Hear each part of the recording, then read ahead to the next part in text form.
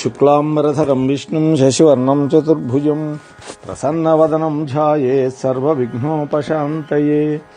అగజానన పద్మార్కం గజాననమహర్నిశం అనేకదం తం భక్తానాం ఏకదంతముపాస్మహే.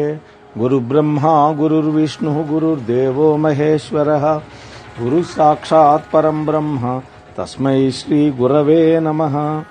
నారాయణం నమస్కృత్య నరం చైవ నరోత్తమం దేవీం సరస్వతీం వ్యాసం తతో జయముదీరయేత్. సచ్చిదానందరూపాం తాం గాయత్రీ ప్రతిపాదితాం నమామి హ్రీం మయీం దేవీం ధియో నః ప్రచోదయాత్. ఆపదామపహర్తారం దాతారం సర్వసంపదాం లోకాభిరామం శ్రీరామం భూయో భూయో నమామ్యహం. శ్రీ గురుభ్యో నమః. శ్రీమాత్రే నమః. మనం ఆ జగన్మాత దయతోటి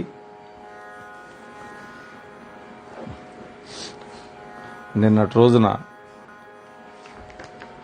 మనం మానసాదేవి యొక్క కథ, అలాగే మంగళ చండీ వృత్తాంతం, షష్ఠీదేవి చరిత్ర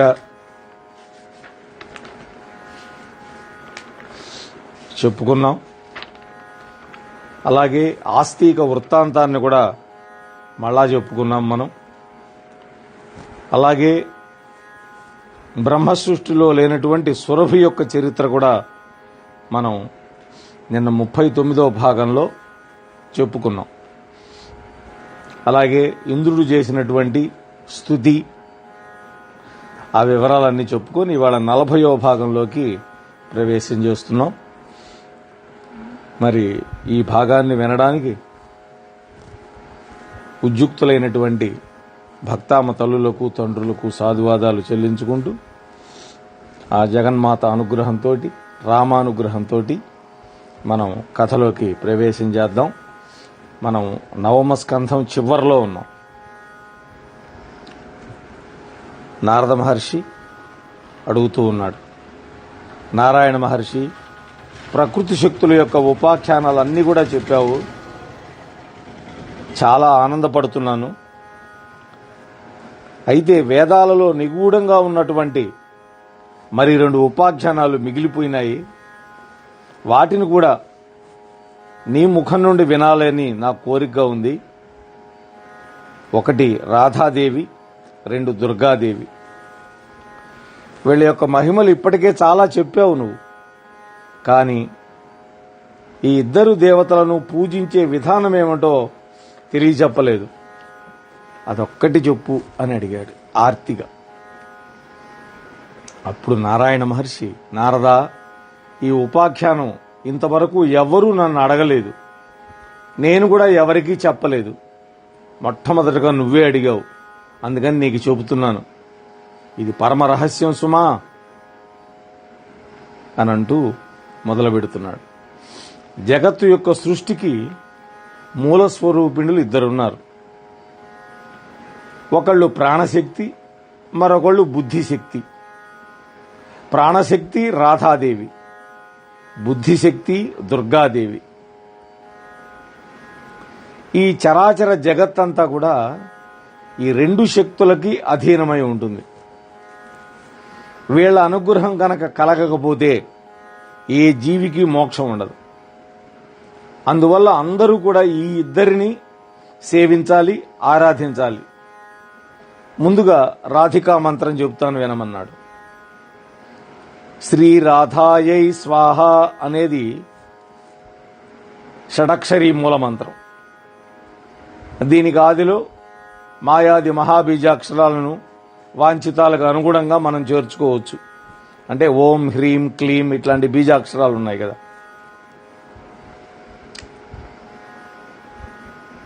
గోలోకంలో, రాసమండలంలో ఆ శ్రీకృష్ణ పరమాత్మ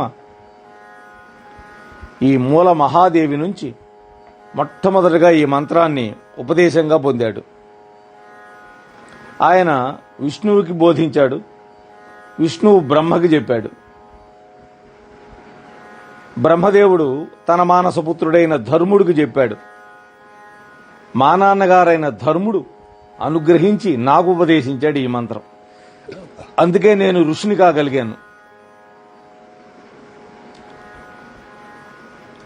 కృష్ణార్చాయాం నాధికారో యతో రాధార్చనం వినా వైష్ణవైః సకలైస్తస్మాత్ కర్తవ్యం రాధికార్చనం. రాధాదేవిని అర్చించకుండా కృష్ణ పరమాత్మను అర్చించడానికి ఎవ్వరికీ అధికారం లేదు. కృష్ణుణ్ణి అర్చించాలంటే ముందు రాధికాదేవిని అర్చించాలి.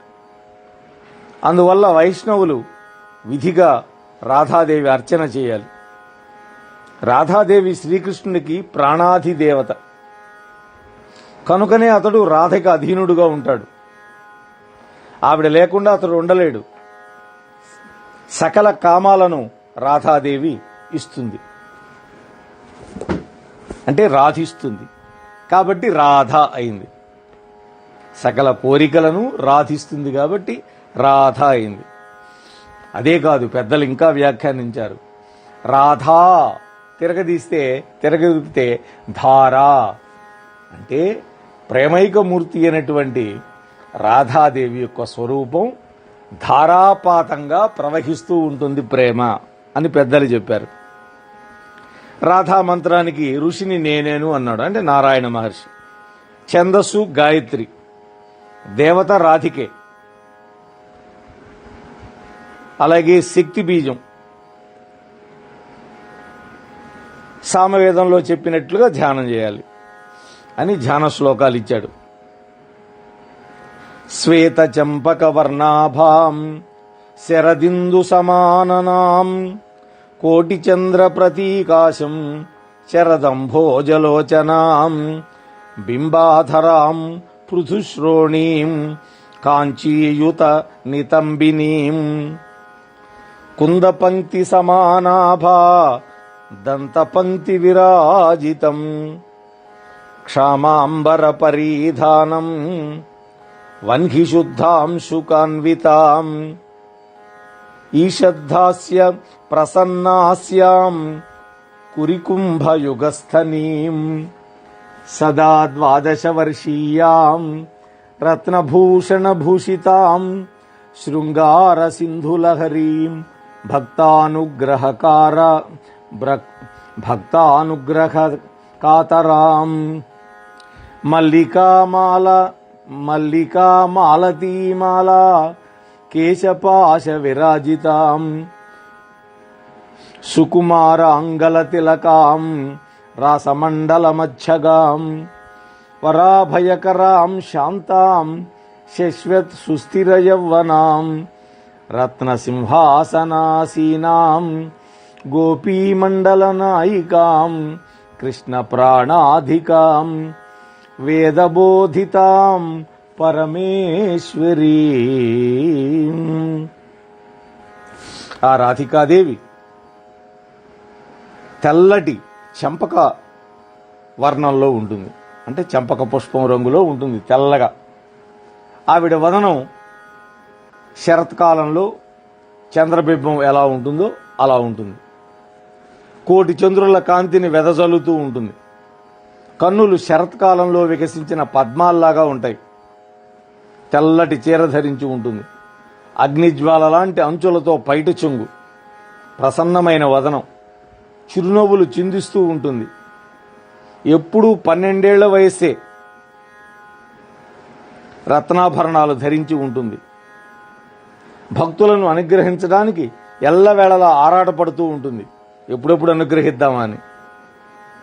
ఎప్పుడు కూడా రాసమండలంలో మధ్యస్థగా ఉంటుంది. వరదహస్తం, అభయహస్తం, శాంతస్వరూపం, ఎప్పుడూ తరిగిపోయిన యవ్వనం, రత్న సింహాసనం మీద కూర్చొని ఉంటుంది. గోపీ మండలానికి నాయిక ఆమె. కృష్ణుడికి ప్రాణాల కంటే ఎక్కువ. వేదాలు చెప్పినటువంటి ఆ పరమేశ్వరి రాధికాదేవే. ఇలా ధ్యానించి సాలగ్రామంలో గాని, కలశంలో గాని, అష్టదళ యంత్రంలో గాని ఆ దేవిని స్థాపన చేసి పూజ చేసుకోవాలి.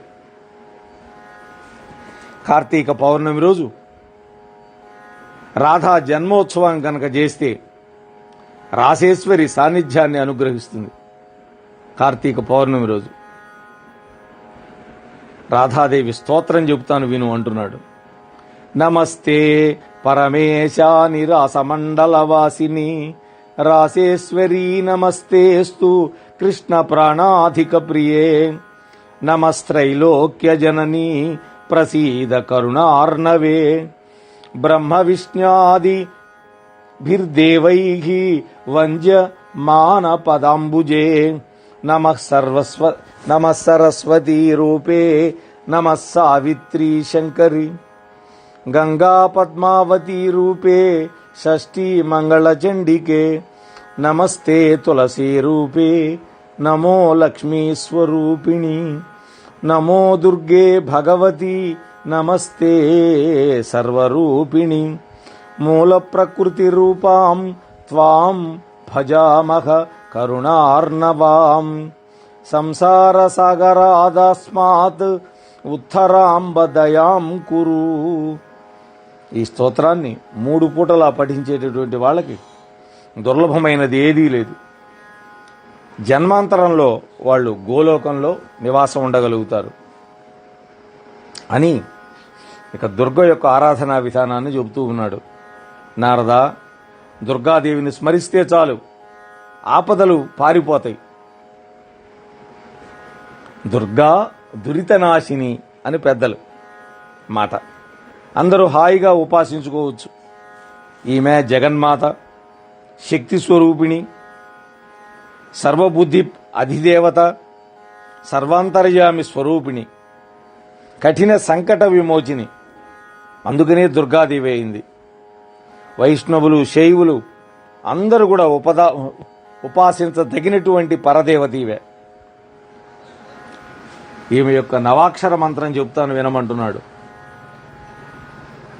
వాగ్భవం శంభువనిత కామబీజం తతః పరం చాముండాయై పదం పశ్చాద్దిశ్చే ఇత్యక్షరద్వయం ఐం హ్రీం క్లీం చాముండాయై విచ్చే.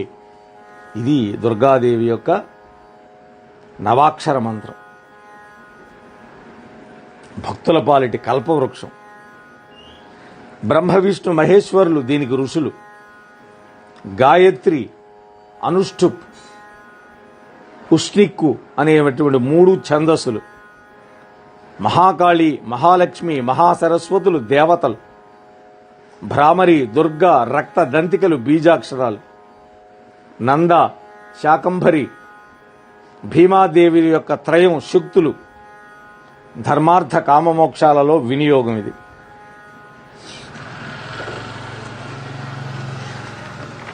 ఆ దుర్గాదేవి యొక్క ధ్యాన శ్లోకాలు అందిస్తున్నాడు నారాయణ మహర్షి. ఖడ్గచక్ర గదా బాణ చాపాని పరిఘం తథా శూలం భుషుండీంచ శిరశంఖం సదధీం కరైః మహాకాళీం త్రినయనాం నానాభూషణభూషితాం నీలాంజన సమప్రఖ్యాం దశపాదాననాం భజే మధుకైటఫనాశార్ధం యాం తుష్టావాంబుజానసః జాసనః అంబుజాసనః ఏవం ధ్యాయేన్ మహాకాళీం కామబీజస్వరూపిణీం అక్షమాలాంచ పరశు గదేషు కులిశాని చ పద్మం ధనుష్ఖండ్నింకాచంచ దండం శక్తిమసిం తథా చర్మాంబుజం తథా ఘంటాసురాపాత్రం చ శూలకం పాశం సుదర్శనం చైవ దధతీమరుణ ప్రభాం రక్తాంబుజాసనగతాం మాయాబీజస్వరూపిణీం మహాలక్ష్మీం భజే దేవం మహిషాసురమర్దినీం ఘంటాశూలే హలం శంఖం ముసలం చ సుదర్శనం ధనుర్బాణాన్ హస్తపద్మైరర్ధధాన్ ధానాం కుందసన్నిభాం శుంభాదిదైత్య సంహర్త్రీం వాణీ బీజస్వరూపిణీం మహాసరస్వతీం ధ్యాయేత్ సచిదానంద విగ్రహాం. ఇలా ధ్యాన శ్లోకాలు చదివి సాలగ్రామంలో గాని, మంగళప్రదమైన కలశంలో గాని, ఒక యంత్రంలో గాని, ఒక ప్రతిమలో గాని, బాణచిహ్నంలో గాని, సూర్యుడిలో గాని ఏకాగ్ర చిత్తంతో దేవిని ఆవాహనం చేసి ఉపాసన చేయాలి. తూర్పు కోణంలో సరస్వతీదేవి సహితుడైన బ్రహ్మను పెట్టుకోవాలి. నైరుతి కోణంలో లక్ష్మీ సమేతుడైన హరిని పెట్టుకోవాలి. వాయుకోణంలో పార్వతీ పరమేశ్వరులను, దేవికి ఉత్తరంగా సింహాన్ని, ఎడమ భాగంలో మహిషాసురుణ్ణి నిలిపి అర్చించాలి. అలాగే ఇంద్రాది దేవతలను వెలుపల ఆవాహనం చేసి అర్చన చేయాలి. ఇలా అర్చించి రాజోపచారాలు, భక్త్యోపచారాలు చేయాలి. ఆ నవార్ణవ మంత్రాన్ని జపం చేయాలి. అలాగే దేవీ సప్తశతి స్తోత్రం పఠించాలి. మార్కండేయ పురాణంలో ఉంటుంది. దీన్ని కూడా ఒక 4 రోజులు చెప్పాను నేను ఈ యొక్క దసరాల్లోనే. ఇటువంటి స్తోత్రం 3 లోకాల్లో లేదు. ఇలా నిత్యం చేసిన భక్తుడు 4 విధాలైన పురుషార్థాలకు నిలయమవుతాడు. దీన్ని విన్నవాళ్లు, చదివిన వాళ్ళకి, చెప్పిన వాళ్ళకి కూడా చతుర్విధ పురుషార్థాలు సిద్ధిస్తాయి. దీంట్లో సందేహం లేదు. 9 రాత్రుల పాటు ఆ దేవి సన్నిధిలో ఈ యొక్క ఆఖ్యానాలను పఠించిన వాళ్ళకి తీరనటువంటి కోరికలే ఉండవు. రోజుకు 1 అధ్యాయంగా పారాయణం చేస్తే దుర్గాదేవి వశవర్తిని అవుతుంది. ఒక మనోరథాన్ని సంకల్పించుకొని, అంటే ఒక కోరికని మనస్సులో పెట్టుకొని ఈ దేవీ భాగవత గ్రంథం పూజ చేసి కుమారి చేతికిచ్చి లేదా ఒక వటువు చేతికిచ్చి తెరవమని వచ్చినటువంటి అధ్యాయాన్ని గనక చదివితే శుభాశుభ శకునాలు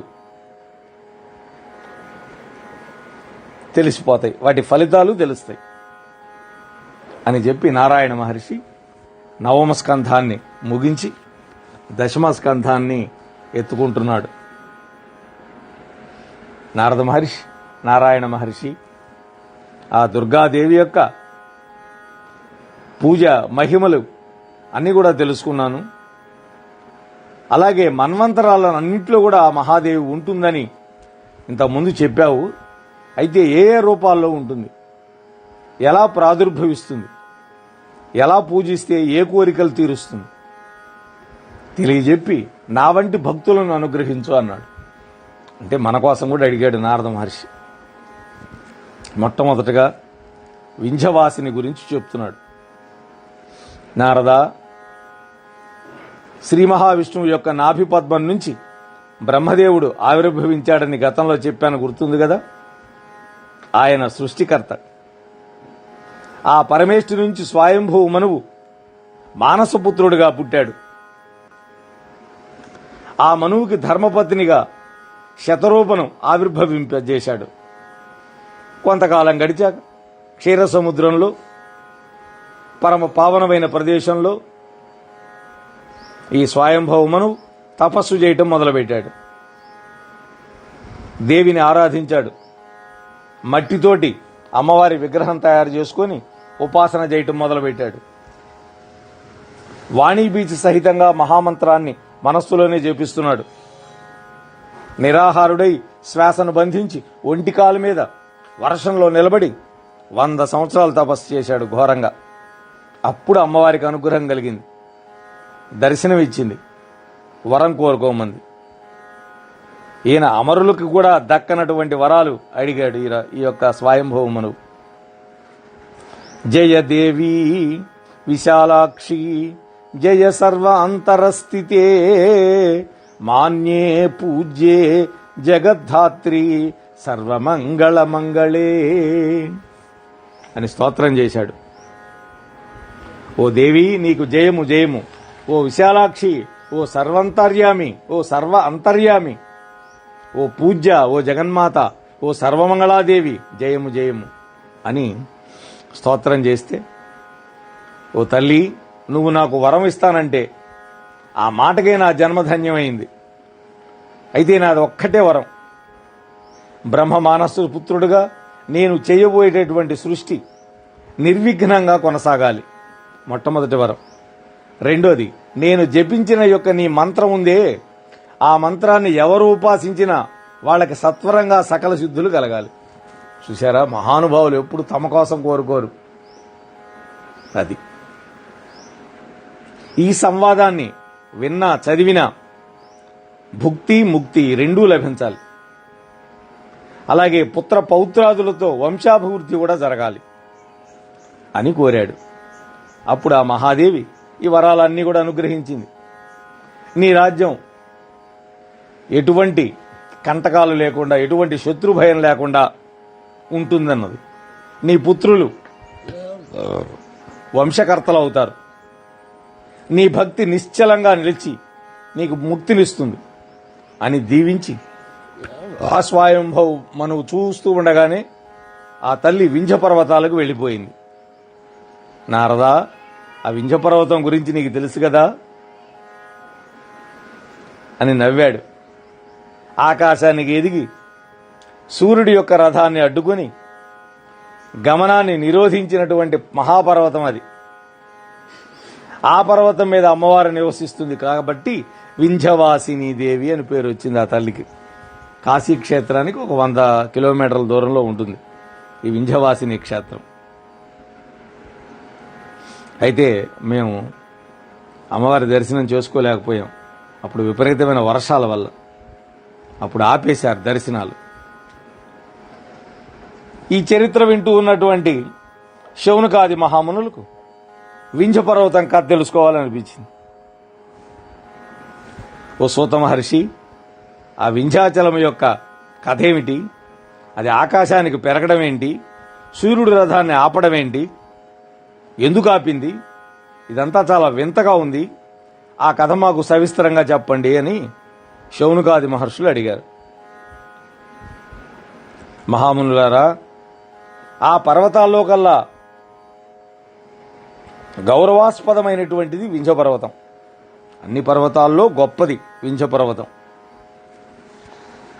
లీలా వినోదంగా లోకాలన్నీ పర్యటిస్తూ నారదుడు ఒకనాడు వింధ్య పర్వతం దగ్గరకు వచ్చాడు. వెంటనే వింధ్యుడు ఎదురేగి అర్ఘ్యపాద్యాది అతిథి సత్కారాలు జరిపాడు. అంటే పర్వతాలకి నదులకి 2 రూపాలు ఉంటాయని గతంలో చెప్పాను. ఒకటి స్థావరము, 2 జంగమము. స్థావరం అంటే కదలకుండా ఉండేది, జంగమము అంటే కరచరణాదులతో ఉండే రూపం. కుశ ప్రశ్న అయిన ఇద్దరికి. అప్పుడు వింధ్యుడు అడుగుతూ ఉన్నాడు, ఓ దేవర్షి, ఎక్కడి నుంచి ఎక్కడికి వెళుతూ ఇక్కడికి వచ్చారు? మీ రాక వల్ల నా యొక్క మందిరం పావనమైంది. సూర్యుడిలాగా నిరంతరం మీరు సంచరిస్తూనే ఉంటారు. మహానుభావ, సృష్టిలో మీకు తెలియనటువంటి వింతలు విడ్డూరాలు ఉండవు. అటువంటి అపూర్వం అద్భుతావహమైనటువంటి వృత్తాంతం ఏదైనా ఒకటి చెప్పి నా చెవులకు విందు చేయమన్నాడు. కదిలించుకున్నాడు. ఓ వింధ్యాచల, నేనిప్పుడు ఆ బంగారు కొండ మేరు పర్వతం నుంచి వస్తున్నాను. ఆ పర్వత శిఖరం మీద ఇంద్ర, అగ్ని, యమ, వరుణ లోకాలు ఉన్నాయని నీకు తెలుసు కదా. అలాగే అష్టదిక్పాలకులకు అక్కడ భవనాలు ఉన్నాయి అని చెప్పి నారదుడు గట్టిగా నిట్టూర్చి ఊరుకున్నాడు. అదేంటి మహర్షి అలా నిట్టూరుస్తున్నారు, కారణం ఏంటి అని ఆశ్చర్యంగా అడిగాడు వింధ్యుడు. నారదుడికి ముఖం విప్పారింది. ఆహా, లైన్లోకి వచ్చాడు వీడు. అగ్గిపుల్ల ఎలిగించచ్చు అనుకుంటున్నాడు. ఓ అద్రి రాజా, ఏం చెప్పమంటావయ్యా? ఆ హిమవంతుడు ఉన్నాడే, పార్వతీదేవికి తండ్రి, శివుడు అంతటికి మామగారు. అందువల్ల ఆయన పరమ పూజ్యుడయ్యాడు. అలాగే నిషధం, నీలం, గంధమాధనం ఇవి కూడా, వాటికి కూడా ప్రత్యేకతలు ఉన్నాయి. అందుకని అవి కూడా బాగా మన్ననలు పొందుతున్నాయి. ఎవరి గౌరవం వాళ్ళకి దక్కుతుంది, బాగానే ఉంది. కాని ఆ మేరు పర్వతం ఏమిటో మరీ విర్రవీగుతోందయ్యా. సూర్యుడు గ్రహ బృందాలతో నక్షత్రాలతో సహా తన చుట్టే తిరుగుతుంటాడట. తానేమో బంగారు కొండట. అన్ని పర్వతాల్లోకి తానే ఉత్తమోత్తమం. తనకు సాటికి వచ్చే పర్వతం మరొకటి ఈ సృష్టిలోనే లేదని గర్వం. ఏంటో ఇలాగా తనకు తాను భావించేసుకొని తెగ విర్రవీగిపోతున్నాడు ఆ మేరు పర్వతం. అది జ్ఞాపకం వచ్చి నీ విషయం తలుచుకొని నిట్టూరుస్తున్నాను. అయినా నాలాంటి తపస్సులకు, జడదారులకు, త్రిలోక సంచారులకు ఇలాంటి గొడవలతో పనేంటి చెప్పు. ఏదో ప్రసంగవశాత్తు వచ్చింది కాబట్టి, అదైనా కూడా నువ్వు అడిగావు కాబట్టి ఈ మాట అంటున్నాను. వెళ్ళొస్తా అని టింగ్ టింగ్ టింగ్ అని తన వీణను మెట్టుకుంటూ వెళ్ళిపోయాడు. మెల్లిగా నిప్పురవ్వ పెట్టి వెళ్ళాడు అక్కడ. ఇక వింజుడికి మనస్సు కొత్త కొత్త ఉడికిపోయింది. లోపల లోపల చిచ్చు రగులుకుంటున్నది. శాంతి లేదు. ఏం చేయాలి? ఆ మేరువుని ఎలా జయించాలి? అంతదాకా నాకు శాంతి లేదు, సౌఖ్యం లేదు. ఇలా మథన పడుతూ ఉన్నాడు. అప్పుడు ఒక మెరుపు లాంటి ఆలోచన ఆయన బుర్రలో తళుక్కుమన్నది. రోజు సూర్యుడు గ్రహాలతోటి, నక్షత్రాల బృందాలతోటి ప్రదక్షిణం చేస్తాడు కదా ఆ మేరువుకి. సరే, ఆ సూర్యుడి మార్గానికి అడ్డం నిలబడతాను. ఆ సూర్యుడు మేరు ప్రదక్షిణ చుట్టూ ఎలా ప్రదక్షిణం చేస్తాడో నేను చూస్తా. మేరువుకి గర్భభంగం చేస్తాను. ఈ బుద్ధి పుట్టడం ఏంటి? వెంటనే ఆ వింధ్యా పర్వతం ఆకాశానికి ఎగిరింది. ఆకాశానికి అంటేటట్టు నిలబడింది. ఇక రాని సూర్యుడిని ఎట్టా కదులుతాడో చూస్తాను అని గట్టిగా ఆకాశాన్ని తన్ని పెట్టుకొని నిలబడింది. రాత్రి అయిపోయింది, తెల్లవారింది. తూర్పు కొండ నుంచి సూర్యరథం బయలుదేరింది. ప్రజలందరూ కూడా తమ తమ పనులకు ఉపక్రమించారు. పగటిపూట కదా అందరూ చక్కగా పనులు చేసుకుంటారు.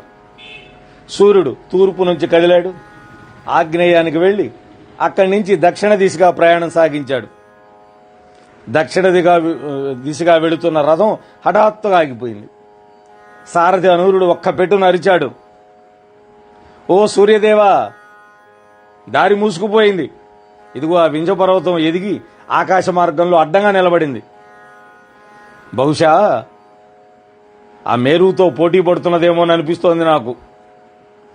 సూర్యుడు కూడా ఆశ్చర్యపోయినాడు.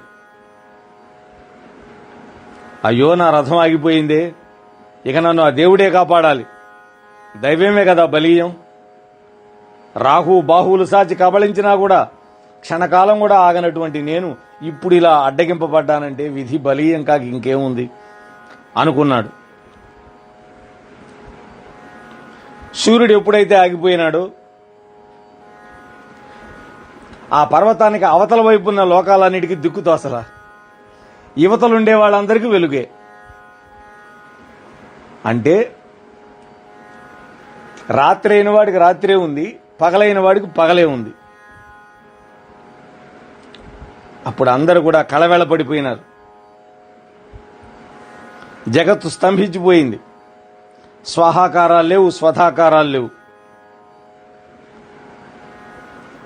ఇదేమన్నా పడమర దిక్కులు ఉండే వాళ్ళకి అవస్థ. ఇక యువతల పక్క ఉన్నారే తూర్పు వైపు, వాళ్ళకి రాత్రి తరగటల్లా, మెలకు వచ్చినా కూడా వేకువగా అవటల్లా. తూర్పు ఉత్తర దిక్కుల వారు ఆ నిలబడిపోయిన సూర్యుడి యొక్క తాపాన్ని తట్టుకోలేక అల్లాడిపోతున్నారు ఎండకి. ఏ రకంగా చూసినా కూడా ప్రజలందరూ సఫర్ అవుతున్నారు, బాధపడిపోతున్నారు. అన్ని చోట్ల ఆహాకారాలే. సంధ్యావందనం లేదు, హోమాలు లేవు, యజ్ఞాలు లేవు, అన్నీ ఆగిపోయినాయి. దాంతో ఇంద్రుడితో సహా దేవతలందరికీ ఏం చేయాలో తోచక దిగులుపడి తలకాయ పట్టుకొని కూర్చున్నారు. ఓ శౌనకాది మహామునులారా, ఇంద్రాది దేవతలందరూ కలిసి అప్పుడు సృష్టికర్తను ముందు పెట్టుకొని రుద్రుడి దగ్గరికి వెళ్లి శరణు వేడారు. ఓ వృషధ్వజ, ఓ కాలస్వరూప, ఓ కాలకాల, నమో నమః, నమో నమః అంటూ అందరూ కూడా సాగిలపడ్డారు. ఆయన ఉబ్బులింగడు కదా, పరవశించిపోయినాడు, చిరునవ్వులు చిందించాడు. ఓ దేవతలారా, మీ స్తోత్రం నన్ను బాగా అలరించిందయ్యా, నేను ప్రసన్నుడైనాను. మోహనవాణి తెలుగు పోడ్కాస్ట్ ఛానల్ని లైక్, షేర్, సబ్స్క్రైబ్ చేయండి. ప్రక్కనున్న గంటను మ్రోగించండి.